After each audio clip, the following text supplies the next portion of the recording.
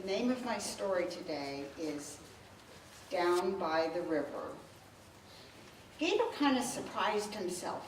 He was just aimlessly walking around when he discovered that he had walked down by the river, close to where he used to live, close to that place that Officer Spud had said, Gator must never go back there.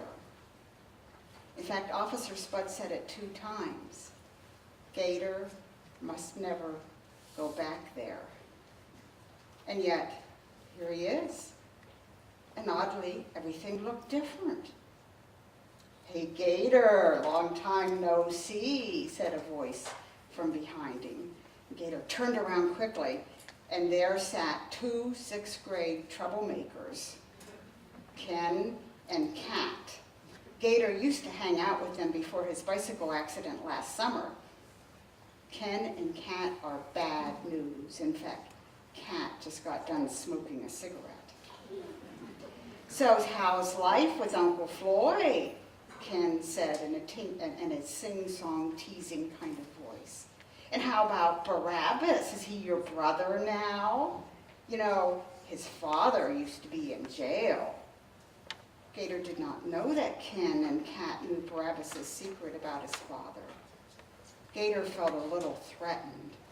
He narrowed his eyes and he began to show his teeth, but then he backed down. I've got something you might like over here, hissed Kat. And Gator looked.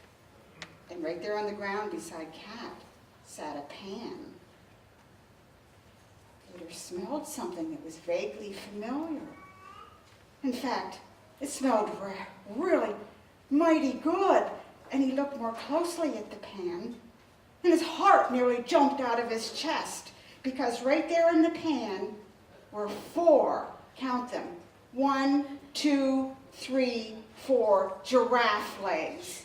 Slow roasted, lightly salted giraffe legs, a Gator's favorite snack in the world. But of course, Gator, since he's come to live with Uncle Floyd and since Elizabeth is a friend of his, Gator has promised to never, ever again eat giraffe legs. He's promised that. And yet, look at them there in the pan, still sizzling hot. And the aroma was beginning to be hard to resist.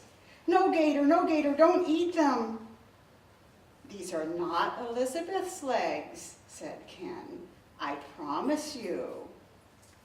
Gator looked at them again and licked his chops.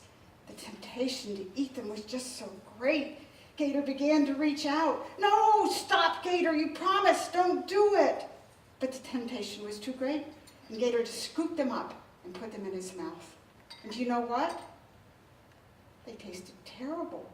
It is because he had a big sleeping bag in his mouth, and he was in bed, and it was just a dream. He hadn't really been there.